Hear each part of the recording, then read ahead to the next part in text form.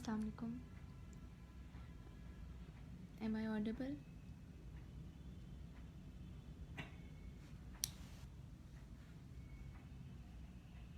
वालेकुम अस्सलाम. मेरी आवाज़ ठीक आ रही है?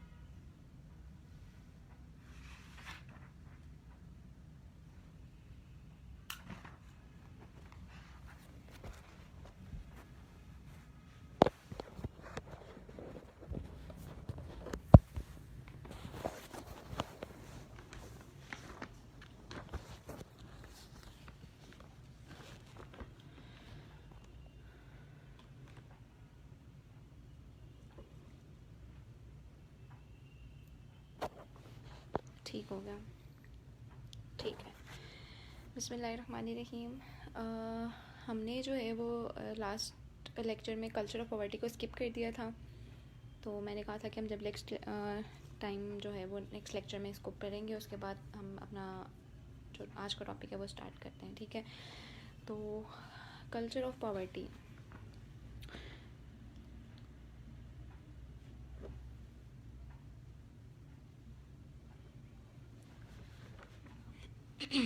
एक एंथ्रोपोलॉजिस्ट था ऑस्कर लेवाइस. उसने बेसिकली एक एथनोग्राफिक स्टडी की थी मैक्सिको में. तो वहाँ पर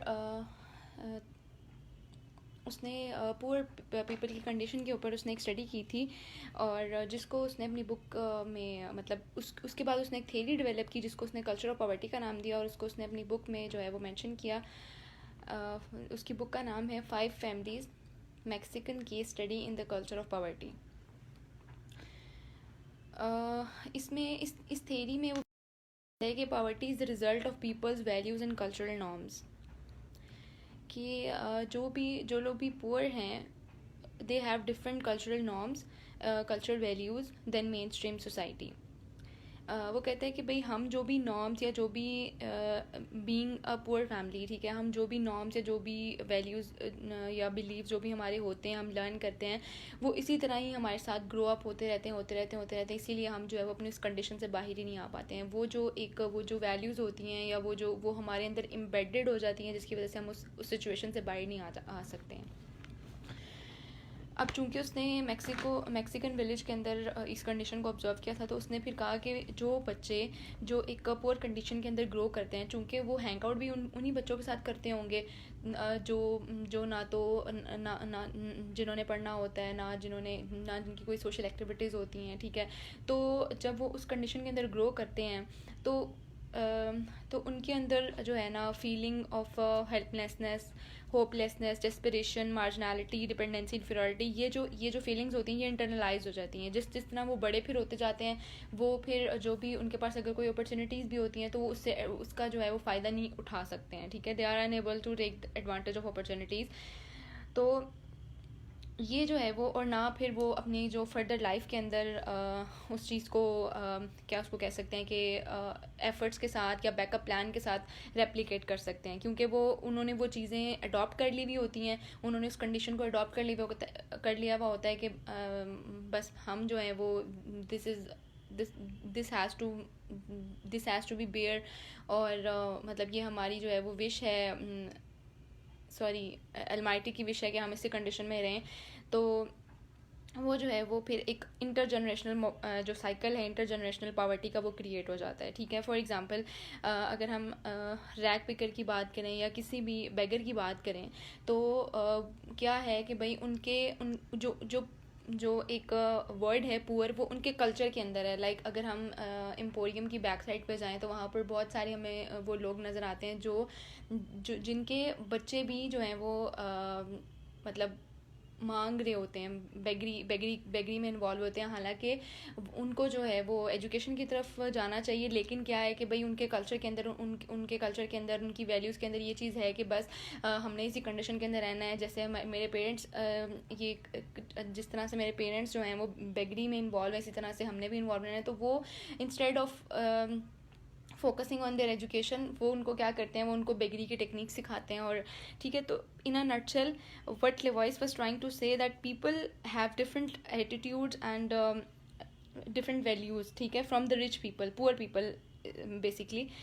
तो ये जो एटीट्यूड्स हैं ये रिस्पॉन्सिबल होते हैं पावर्टी की कंडीशन के लिए। ये जो है वो ये कल्चर ऑफ पावर्टी की थेरी है, जिसमें बेसिकली वो ये बता रहा है कि हमारे अंदर जो है वो एक कल्चर एम्बेड हो जाता है पावर्टी का, जिसकी वजह से हम जो है वो फिर उसी कंडीशन के अंदर ही रहते हैं। ठीक है, उसके बाद हमारा जो अब नेक्स्ट टॉपिक है वो है social institution. Social institution basically होता है कि जब ग्रुप ऑफ पीपल इकट्ठे होते हैं किसी भी कॉमन इंटरेस्ट के लिए, और कॉमन उनका वेलफेयर का प्लान होता है कि वेलफेयर लेके आनी है और लोगों की नीड्स को पूरा करना है।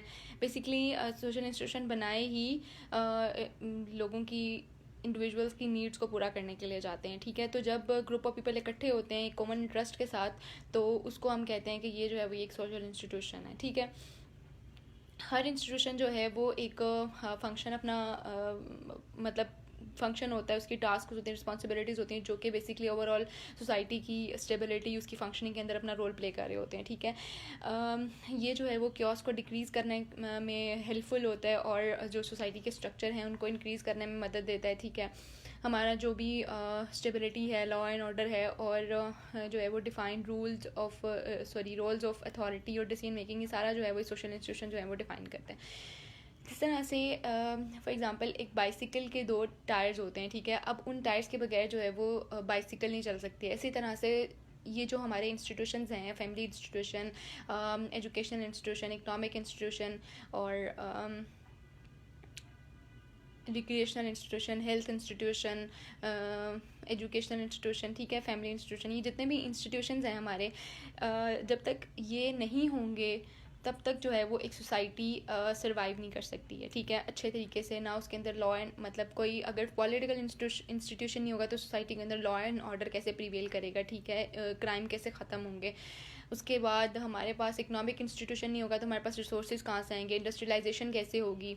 हमारे पास फैमिली इंस्टीट्यूशन नहीं होगा तो ह्यूमन रेस किस तरह से इंक्रीज़ होगी। ठीक है, उसके बाद अगर हमारे पास रिलीजियस इंस्टीट्यूशन नहीं होगा तो हमें कैसे पता चलेगा कि हमारी इस्लामिक वैल्यूज़ क्या हैं। ठीक है, और उसके बाद अगर हमारे पास एजुकेशन इंस्टीट्यूशन नहीं होगा तो हम किस तरह से नई टेक्निक्स को लर्न कर सकेंगे, एजुकेट हो सकेंगे। ठीक है, तो हर इंस्टीट्यूशन जो है वो अपने अपने पार्ट के ऊपर अपना टास्क, अपनी रिस्पॉन्सिबिलिटीज़ जो है वो परफॉर्म करता है। ठीक है, और ओवरऑल फंक्शनिंग और स्टेबिलिटी के लिए जो है वो हर इंस्टीट्यूशन अपने अपने हिसाब से रोल प्ले करता है। ठीक है, अच्छा, अब कुछ एलिमेंट्स हैं सोशल इंस्टीट्यूशन के। ठीक है, सबसे पहला है कि group of people, group of people who are interrelated through interaction. जब तक ग्रुप ऑफ पीपल नहीं होंगे, उनका कॉमन इंटरेस्ट नहीं होगा, तो कोई भी इंस्टीट्यूशन जो है वो बन नहीं सकता। उसके बाद हमारे पास मटेरियल रिसोर्सेज होने चाहिए, लाइक बिल्डिंग्स, फर्नीचर, मशीनरीज।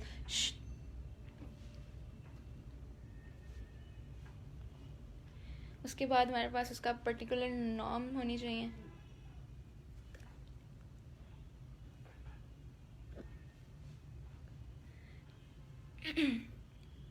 उसके बाद पर्टिकुलर नॉर्म होती है किसी भी सोशल इंस्टीट्यूशन की। कुछ सर्टन बिहेवियर्स होते हैं जो हमसे एक्सपेक्ट किए जाते हैं। उसके बाद इसका पर्पस होता है फुलफिलमेंट ऑफ ह्यूमन नीड्स। ठीक है, ये तो हो गए इसके एलिमेंट्स। उसके बाद इसके कैरेक्टरिस्टिक्स की अगर हम बात करें तो हमारे पास एक जर्मन सोशियोलॉजिस्ट था, पैलिस्पिस, PALISPIS। 1996 के अंदर उसने ये कैरेक्टरिस्टिक्स बताए थे सोशल इंस्टीट्यूशंस के। वो कहता है कि सबसे पहला उसका कैरेक्टरिस्टिक्स था कि जो इंस्टीट्यूशंस होते हैं वो पर्पसिव होते हैं। कोई भी इंस्टीट्यूशन विदाउट एनी पर्पस नहीं होगा। तमाम का जो मकसद है वो है सर्टन ह्यूमन नीड्स को पूरा करना। ठीक है, ये परमानेंट इन नेचर होते हैं। ठीक है, उसके बाद इंस्टीट्यूशंस आर स्ट्रक्चर्ड, लाइक इनकी अपनी नॉर्म्स होती हैं, वैल्यूज़ होती हैं, रेगुलेटरी सिस्टम्स होते हैं। और उसके बाद ये जो हैं वो तमाम इंस्टीट्यूशंस इंटरडिपेंडेंट होते हैं। ठीक है, एक दूसरे के ऊपर डिपेंड कर रहे होते हैं। ये इसके कुछ कैरेक्टरिस्टिक्स थे। उसके बाद सबसे पहले आज हम पढ़ेंगे फैमिली इंस्टीट्यूशन और एजुकेशनल इंस्टीट्यूशन। बाकी जो बाकी हमारी कोर्स में शायद 5 इंस्टीट्यूशन मेंशन है जो बहुत इंपॉर्टेंट, मतलब सबसे इम्पॉर्टेंट समझे जाते हैं। फैमिली, एजुकेशन, रिलीजन और पॉलिटिकल और इकोनॉमिक। ये 5 इंस्टीट्यूशन हैं जो हमने अपने कोर्स में, हमारे कोर्स में इंक्लूड है। सबसे पहले हम फैमिली पर देखते हैं कि फैमिली इंस्टीट्यूशन क्या होता है। फैमिली इंस्टीट्यूशन जो है इसको इस तरह से डिफ़ाइन किया जाता है कि किन बेस्ड कोऑपरेटिव सोशल सिस्टम को हम फैमिली कहते हैं। इसकी एक और डेफिनेशन है the biological social unit composed of husband, wife and children. ठीक है, इसकी 2 टाइप्स हैं, एक न्यूक्लियर फैमिली सिस्टम, एक joint family system. Nuclear family system जैसे सबको पता होगा कि जिसमें हस्बैंड, वाइफ और मतलब उनके अनमैरिड चिल्ड्रन रह रहे होते हैं जिस फैमिली में, उसको न्यूक्लियर फैमिली कहते हैं। और जिस जॉइंट फैमिली जिसमें पेरेंट्स हों, उनके मैरिड चिल्ड्रन, अनमैरिड चिल्ड्रन और सम अदर फैमिली मेम्बर्स, तो उसको हम जॉइंट फैमिली सिस्टम कहते हैं। ठीक है,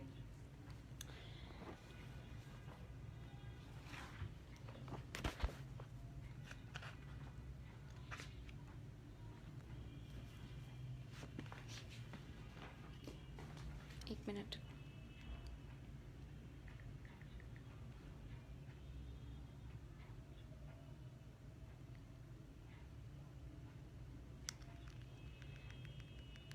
अच्छा, अब फैमिली जो है, फैमिली को जो है वो क्लासीफाई किया जाता है on the basis of structure और रेजिडेंस। ठीक है, तो स्ट्रक्चर के हिसाब से जो है वो इसको अगर क्लासीफाई किया जाए तो पेट्रियार्कल फैमिली आती है और मैट्रियार्कल फैमिली आती है। पेट्रियार्कल फैमिली क्या होती है कि जहाँ पर जो मेल है वो हेड ऑफ़ द फैमिली होता है, उसके पास वही ऑनर होता है, वही एडमिनिस्ट्रेटर होता है फैमिली के राइट, फैमिली की प्रॉपर्टी के हवाले से और डिसीजन मेकिंग के हवाले से। हर जो राइट है और जो भी उसने डिसाइड करना होता है वो सुपीरियर होता है। ठीक है, वो मेल होता है। ठीक है, और उसके बाद एक मैट्रियार्कल फैमिली आती है। ये हम on the basis of structure की बात कर रहे हैं। ठीक है, इसके बाद मैट्रियार्कल फैमिली आती है। मैट्रियार्कल फैमिली जो है उसके अंदर जो होता है कि वुमेन जो है वो हेड ऑफ़ द फैमिली होती है और मेल जो होता है वो सबॉर्डिनेट होता है। उसी ने मतलब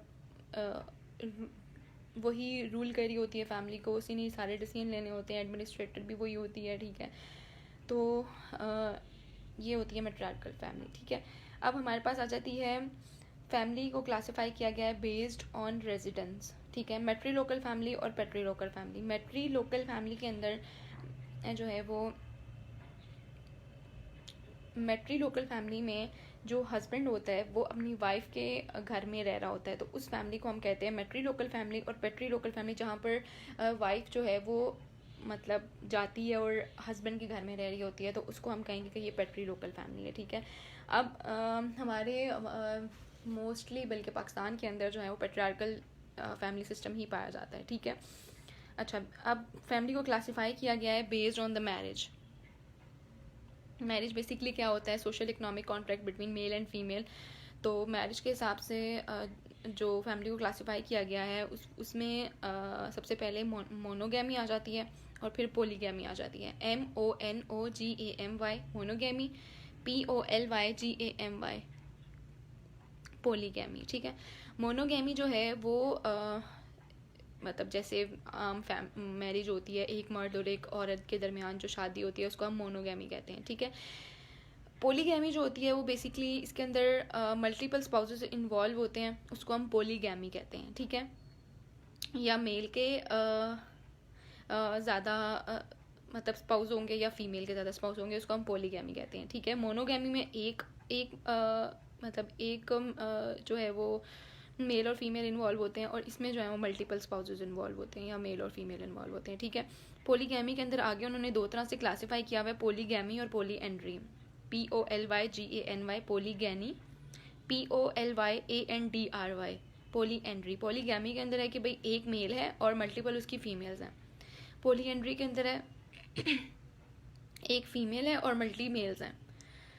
तो ये जो है वो उसको फैमिली को क्लासीफाई किया गया on the basis of marriage. अच्छा, अब जो है वो हम देखना है कि क्या फंक्शन जो है वो प्ले करती है एक फैमिली। सबसे पहले फैमिली जो है वो एक वाहिद इंस्टीट्यूशन है in which the sexual desires are satisfied regularly. ठीक है, without any fear, shame or disgrace, they are allowed to do sexual intercourse. ठीक है, तो जो है वो सबसे इम्पॉर्टेंट फंक्शन जो है वो फैमिली प्ले करती है, वो क्या है, वो रेगुलेशन ऑफ सेक्स है. उसके बाद हमारे पास सेकंड इसका फंक्शन आ जाता है रिप्रोडक्शन. अब जैसे सबको पता ही है कि जो ह्यूमन जनरेशन है वो किस तरह से रिप्रोड्यूस होती है, फैमिली के थ्रू ही होती है ऑब्वियसली. तो फैमिली जो है वो तो ये इंस्टीट्यूशन जो है वो ये ह्यूमन रिप्रोडक्शन के प्रोसेस को कंटिन्यू रखता है. ठीक है, उसके बाद सोशलाइजेशन. अब फैमिली जो है वो एक प्राइमरी इंस्टीट्यूशन है सोशलाइजेशन का. ठीक है, जब एक बच्चा पैदा होता है तो वो सबसे पहले अपनी फैमिली से सारी चीज़ें सीखता है. ठीक है, और फैमिली ही होती है जो उसको एक अच्छा और यूज़फुल मेंबर बनाती है सोसाइटी का. तो ये सोशलाइजेशन जो है ये एक लाइफ लॉन्ग प्रोसेस होता है. अब एक बच्चा किस तरह बिहेव करता है क्लास के अंदर, या एक शॉपकीपर जो है वो अपने कस्टमर्स के साथ डील किस तरह करता है, और मतलब एक ईमानदारी से डील कर रहा है या वो कोई 2 नंबर काम कर रहा है. ठीक है, या एक जो टीचर है वो किस तरह बच्चे को पढ़ा रहा है, एक डॉक्टर मिसबिहेव कर रहा है अपने पेशेंट्स के साथ, एक बॉय जो है वो अपने पेरेंट्स को डिसोबे कर रहा है. ये जो तमाम बिहेवियर्स होते हैं हमारे, ये तमाम जो है वो हमें फैमिली सोशलाइजेशन के थ्रू हमारे अंदर आते हैं. ठीक है, तो चूँकि फैमिली प्राइमरी इंस्टीट्यूशन होता है इंसान की बच्चे की सोशलाइजेशन का, तो ये सारी चीज़ें जो हैं वो ये इंसान की सोशलाइजेशन का हिस्सा होती हैं, और फैमिली इसके अंदर इंपॉर्टेंट रोल प्ले करती है किसी भी बच्चे की इंसान की सोशलाइजेशन के अंदर. उसके बाद इसका फोर्थ फंक्शन हमारे पास आ जाता है कि ये एक बहुत इम्पॉर्टेंट फंक्शन है जिसमें बहुत इम्पॉर्टेंट फंक्शन है फैमिली का कि अपने बच्चों को जो है वो अफेक्शन प्रोवाइड करना. ठीक है, बच्चे जो हैं वो फूड के बगैर तो रह सकते हैं कुछ देर. ठीक है, लेकिन वो अपने पेरेंट्स की अफेक्शन, उनके लव के बगैर जो है वो सर्वाइव नहीं कर सकते हैं. ठीक है, तो पेरेंट्स की जो अफेक्शन है वो जो है वो एक हेल्दी फिजिक और फ्रेश ब्रेन जो है वो डेवलप करती है. ठीक है, और उसके बाद हम जब भी किसी किस्म की भी कोई प्रॉब्लम होती है, हम किसी भी प्रॉब्लम में होता है, तो सबसे पहले जो हमें प्रोटेक्ट करती है वो फैमिली होती है. ठीक है, हमारी अनएम्प्लॉयमेंट हो गई है, चाइल्डहुड में कोई मसला है, ठीक है, ओल्ड एज या कोई भी किसी किस्म का लॉस हो गया है, loss of social security, physical handicap for example अगर कोई हो गया, या कोई किसी की इल हेल्थ है, तो सबसे पहले जो है वो फैमिली जो है वो प्रोटेक्शन देती है अपने मेंबर्स को. तो इसका एक और फंक्शन क्या है, प्रोटेक्शन देना. उसके बाद इकोनॉमिक फंक्शन अपना रोल इकोनॉमिक फंक्शन प्ले करती है फैमिली. किस तरह से जब एक न्यू बेबी बॉर्न होता है तो वो अपने साथ तो कुछ नहीं लेके आता, वो इंटायरली डिपेंड होता है अपने फैमिली के ऊपर. तो फैमिली जो है वो उसकी इकोनॉमिक नीड्स बच्चे की पूरी करती है और उसको इस काबिल बनाती है कि वो अपने जो लाइवलीहुड है वो खुद अर्न करे, उसको लाइफ की डिफरेंट टेक्निक्स बताती है, उसको सोशलाइजेशन की टेक्निक्स बताती है. ठीक है, फैमिली जो है वो प्रोवाइड करती है घर रहने के लिए, कपड़े पहनने के लिए. ठीक है, medicine for treatment in illness, और खाने के लिए फूड, और दूसरी जितनी भी नीड्स हैं वो तमाम जो हैं वो फुलफ़िल करती हैं फैमिली इकोनॉमिक रिसोर्सेज के थ्रू. ठीक है, उसके बाद एजुकेशन. फैमिली जो है वो हमें फॉर्मल और इनफॉर्मल एजुकेशन प्रोवाइड करती है और हमें जो है वो एक यूज़फुल और प्रोडक्टिव मेंबर बनाती है सोसाइटी का. हमारे अंदर जो है वो डिफरेंट स्किल्स आती हैं, घर से भी आती हैं, एजुकेशनल इंस्टीट्यूशन से भी आती हैं. अच्छा, उसके बाद रिक्रिएशन जो है ये भी बहुत इंपॉर्टेंट फंक्शन है फैमिली का. हमारी जिस तरह हमारी बहुत सारी इंसान की बेसिक नीड्स हैं, तो एक ह्यूमन लाइफ की एक one of the basic needs जो है वो रिक्रिएशन है. फैमिली जो है वो रिक्रिएशन प्रोवाइड करती है अपने चिल्ड्रन को, या मेंबर्स कह लें, मेंबर्स को विद इन अ फैमिली और आउटसाइड फैमिली. ठीक है, विद इन फैमिली किस तरह से कि भाई गेट टुगेदर घर में कोई हो गया, या पेरेंट्स जो हैं वो फेरी टेल्स सुना रहे हैं अपने बच्चों को, या रेडियो सुन लिया, या टेलीविज़न हो गया, ये जो है वो ये with in family recreational activities हो जाएंगी. और आउटसाइड द फैमिली वही हम अगर हिस्टोरिकल प्लेसेस विजिट कर रहे हैं, मैचेस खेल रहे हैं, ज़ू विजिट कर रहे हैं, म्यूज़ियम या गेम्स खेल रहे हैं. ठीक है, तो ये तमाम जो हैं वो ये रिक्रिएशनल एक्टिविटीज़ जो हैं वो फैमिली के थ्रू होती हैं. उसके बाद हमारे पास इसका नेक्स्ट फंक्शन आ जाता है कि फैमिली जो है वो अपनी रिलीजियस और कल्चरल वैल्यूज़ जो है वो ट्रांसमिट करती है अपनी नेक्स्ट जनरेशन के अंदर या अपने मेंबर्स के अंदर, ठीक है। पेरेंट्स अब हम एक बच्चा जो है वो कलमा सीखता है या नमाज अदा करना सीखता है, तो सबसे पहले वो कहाँ से सीखता है, वो फैमिली से सीखता है। तो रिलीजियस जो प्रैक्टिसेस हैं वो फैमिली के थ्रू इम्पार्ट होती हैं, और उसके अलावा जो बच्चे को सिखाया जाता है कि पेरेंट्स की रिस्पेक्ट करनी है, टीचर्स की रिस्पेक्ट करनी है, एल्डर्स की रिस्पेक्ट करनी है, और सच बोलना है, सलाम करना है, और ऑनेस्ट रहना है, ठीक है। ये सारी जो कल्चरल वैल्यूज़ हैं हमारी, ये भी पेरेंट्स ही सिखाते हैं बच्चों को, ठीक है। तो ये जो थे वो ये कुछ फंक्शंस थे जो फैमिली प्ले करती है। उसके बाद हमारे पास नेक्स्ट आ जाता है एजुकेशन इंस्टीट्यूशन। एजुकेशन को किस तरह से डिफ़ाइन किया जाता है? Education is defined as system of teaching norms and transmitting social heredities called education.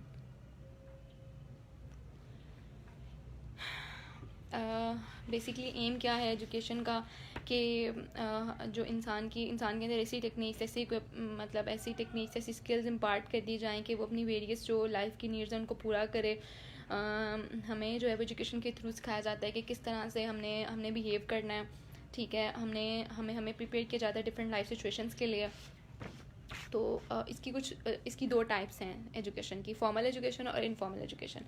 Formal education वो होती है जो स्कूल, कॉलेजेस, यूनिवर्सिटीज़ या दूसरी फॉर्मल जो इंस्टीट्यूशंस होते हैं, फॉर्मल एजुकेशनल इंस्टीट्यूशंस, उनके थ्रू हमारे अंदर जो एजुकेशन हम लेते हैं एजुकेशन, वो फॉर्मल एजुकेशन होती है। और इनफॉर्मल एजुकेशन जो है वो फैमिली या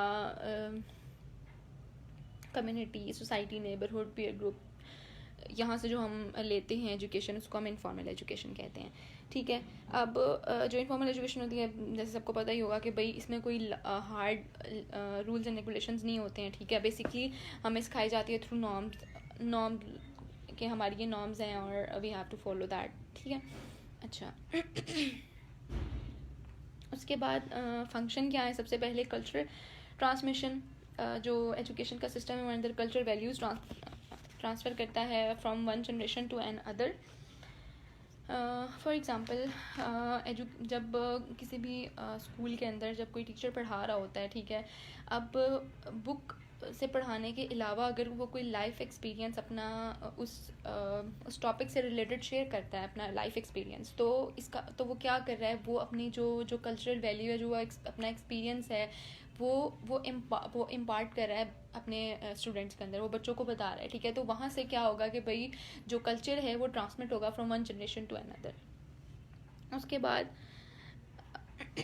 बाद इसका नेक्स्ट फंक्शन आ जाता है टेक्निक्स ऑफ लर्निंग स्किल्स के। एजुकेशन जो है, जैसे मैंने पहले भी बात की थी कि हमें जो है वो हमने जो भी लर्निंग स्किल से पहले एक और फंक्शन है कि हमें जो है वो एजुकेशन के थ्रू हमें पता चलता है कि हमने किस प्रोफेशन में जाना है, ठीक है। हमने जो है वो हमारा ऑक्यूपेशन क्या होगा, फ्यूचर ऑक्यूपेशन क्या होगा, ठीक है। तो जब हम ये चूज़ कर लेते हैं कि हमने मेडिकल में जाना है, हमने इंजीनियरिंग में जाना है या किसी और फील्ड में जाना है, तो क्या होता है कि भाई एजुकेशन के थ्रू फिर हमारे अंदर स्किल्स जो हैं वो या टेक्निक्स जो हैं वो उस प्रोफेशन से रिलेटेड जो भी हमने अडॉप्ट करना होता है उसके थ्रू हमारे अंदर जो है वो हम वो सीखते हैं, ठीक है। एजुकेशन जो है वो ऐसा वेपन है by which an individual can gather the technical skills of his profession, ठीक है। उसके बाद सोशलाइजेशन। एजुकेशन इटसेल्फ एक प्रोसेस है सोशलाइजेशन का, हमारे अंदर पर्सनालिटी ट्रेट्स डेवलप करता है, ठीक है। उसके बाद एक इंसान जो है इंसान को रैशनली किसी भी चीज़ को देखना एजुकेशन के थ्रू आता है, ठीक है। हमारा जो क्रिटिकल एनालिसिस हम कहते हैं या एनालिटिकल स्किल्स जो होती हैं वो कहाँ से आती हैं? वो एजुकेशन से आती हैं, ठीक है। हम किसी भी सिचुएशन को, किसी भी इवेंट को, किसी भी ओकेजन को अंडरस्टैंड करना है तो उसको हम कॉज एंड इफेक्ट रिलेशनशिप से देखते हैं, ठीक है। तो ये सारी चीज़ें हमारे अंदर कहाँ से आती हैं? हमारे अंदर एजुकेशन से आती हैं ऑब्वियसली।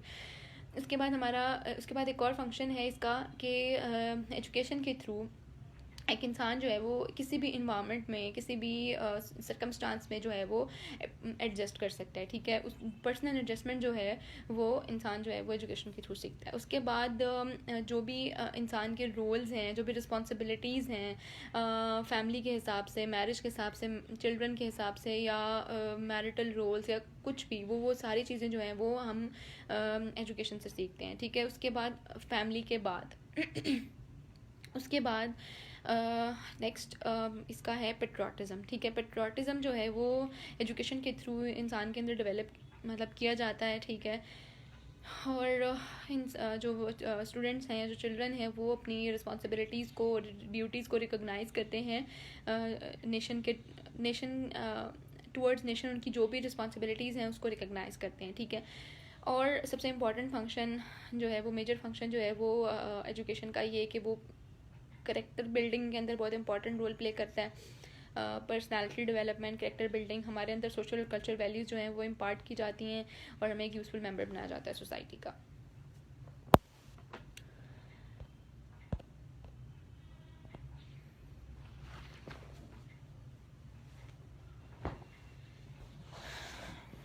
किसी ने कुछ पूछना है तो बस यहाँ तक हम आज पढ़ेंगे। इसके बाद जो हमारे 3 इंस्टीट्यूशन रह गए हैं और जो प्रोसेस ऑफ इंस्टीट्यूशनलाइजेशन है वो हम कल देखेंगे। वैसे सारी तो जनरल सी बातें थी, कोई इतना कोई ख़ास नहीं था समझने वाला।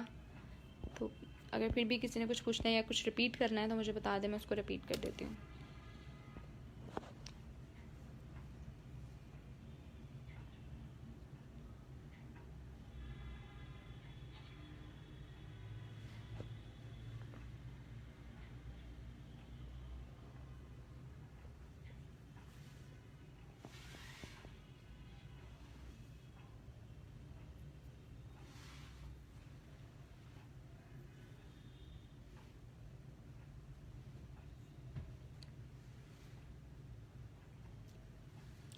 सोशियोलॉजी जाहिर है मैं सोशियोलॉजी पढ़ा रही हूँ तो सोशियोलॉजी का ही कहूँगी, लेकिन साइकोलॉजी का मैंने सिलेबस नहीं देखा तो मुझे कोई आइडिया नहीं है कि भाई उसका सिलेबस क्या है और उसमें क्या क्या चीज़ें हैं। लेकिन अगर आपका इंटरेस्ट है तो आई वुड से कि साइकोलॉजी, अगर साइकोलॉजी में आपका इंटरेस्ट है तो चलें जी, ठीक हो गया।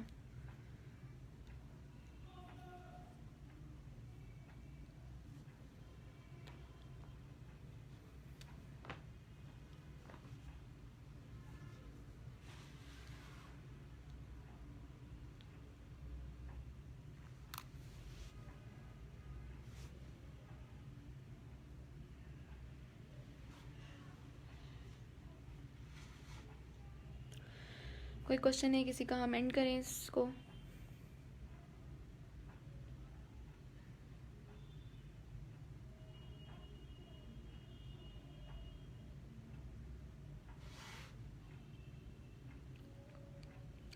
और एक इम्पॉर्टेंट बात कि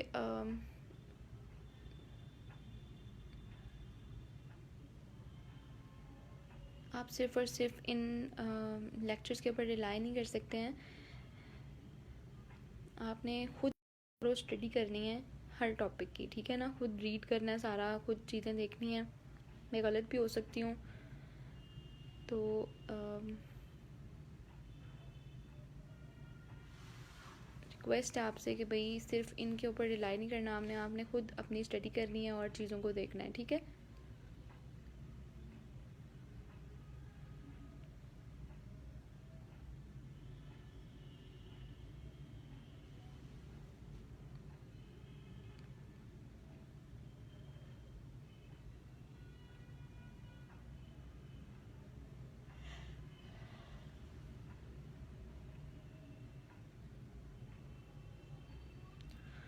मुझे आपके कमेंट्स बहुत लेट मिलते हैं तो हम इसको एंड करते हैं। फिर बाकी मैं नेक्स्ट क्लास में फिर अगर किसी का कोई क्वेश्चन हुआ तो उसको एड्रेस कर लेंगे। चलें, अल्लाह हाफ़िज़।